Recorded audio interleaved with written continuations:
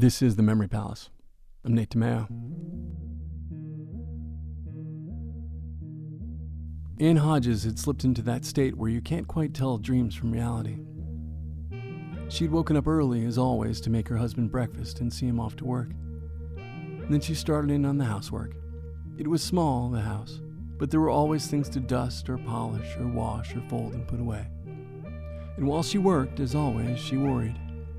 Her husband was a tree trimmer for the phone company, and she didn't like that he was up on the ladder all day. Something could happen. Could touch a power line or slip with a saw or just fall. Around noon, her mom popped by as she often did, so Anne made them both sandwiches. But on this day, she was starting to feel kind of headachy and just not herself. And so she lay down on the couch in the living room and closed her eyes. And just as she had slipped into that state where you can't quite tell dreams from reality, there was a tremendous noise. She thought her whole house had exploded. She thought the Soviets were bombing Sylacauga, Alabama.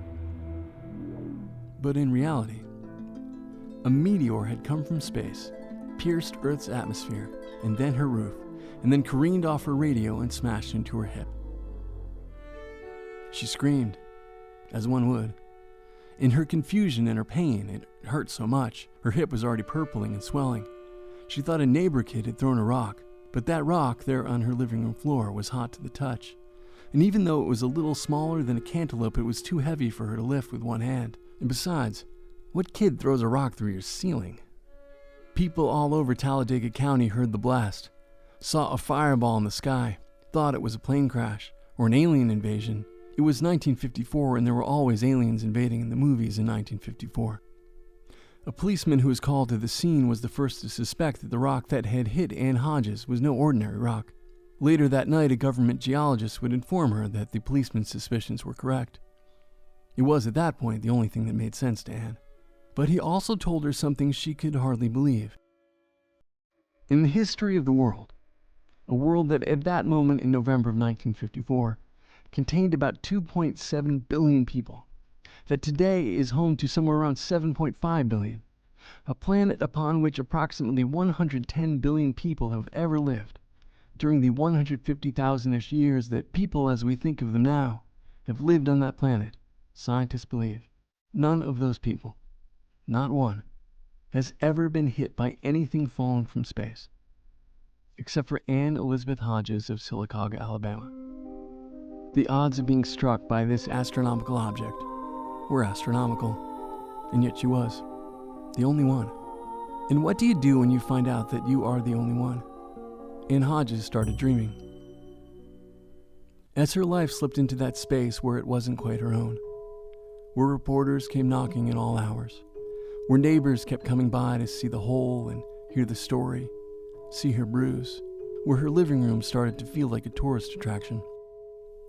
As she lay up at night, tallying doctor bills, the costs of roof repair, she started to wonder whether some good might come of this. Could they sell the rock that had struck her? Could she turn this calamity to her favor? Could, just maybe, she allowed herself to hope. Could it mean that her husband could leave his job, get down from that ladder, so she wouldn't have to worry so? Maybe they could put a down payment on a little farm, where her husband could be his own boss, get them out of their rented house. Maybe they could do that thing they'd always talked about, maybe wish for over birthday candles or on some shooting star. A trip to Hawaii, where her husband had been stationed during the war, back when his life seemed like it would be so much more. Maybe this fallen star could take them to Honolulu. A luau, grass skirts, a moonlit beach, fragrant flowers around her neck. That was the dream. The reality was, they didn't own their own home, and their landlord claimed the meteorite, and claimed that the Hodges had to pay for the hole it had made in their roof.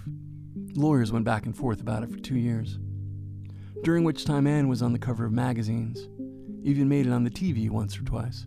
Meanwhile, a neighbor of theirs sold a meteorite he'd found in his own backyard the same day Anne was struck in her rented living room, and he got a pretty penny for it. Paid off his mortgage, even had money left over for a car. But by the time the Hodges had settled their dispute, and bought the meteorite from their old landlord for $500 and hoped to sell it for much more. The market for meteorites had crashed, careened off the radio, and left them with little to show for it. They donated it to the Alabama Museum of Natural History a few years later. It's still there. Ann Hodges stayed in Alabama too. She never got to Hawaii. She got divorced. Her husband remarried a couple of times. She never did. She died of kidney failure when she was only 52. And there are stories that Ann Hodges suffered a breakdown about 10 years before her death. They suggest she couldn't handle the stress of it all, or that maybe she couldn't face the existential questions raised by being the only one. And maybe that's true. Maybe it was too much knowing that there was something that made her different from every other person who had ever walked the earth. Or maybe it was the disappointment of wishing that something could change your life, of letting yourself dream of something you never get to do. At least in that, she wasn't alone.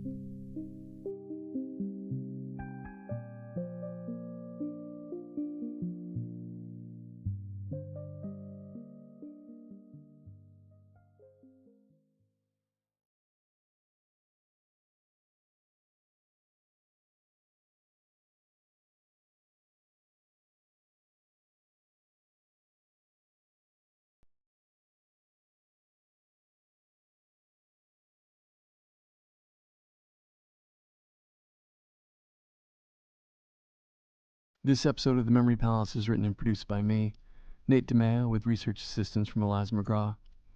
I get engineering assistance from Elizabeth Aubert. Rad music is composed by J.D. Sampson. This show is a proud member of Radiotopia, a collective of independent podcasts, out here following our own creative visions, trying to make a buck off our own work in an industry increasingly dominated by folks looking to make a buck off someone else's. Find out more at radiotopia.fm. And there you can learn about all of its shows, including Ear Hustle, a show that takes an unprecedented look into life inside San Quentin prison, as told by the prisoners themselves. They just started a new season with a new voice hosting from inside, while they also continue to follow its longtime host Earlonne Woods, as he transitions to life outside since his sentence was commuted last fall. It is a wonderful, wonderful show. You can find it and all the Radiotopia shows at radiotopia.fm. You can find me on Twitter and Facebook at The Memory Palace, or you can drop me a line at nate@thememorypalace.org. Talk to you again.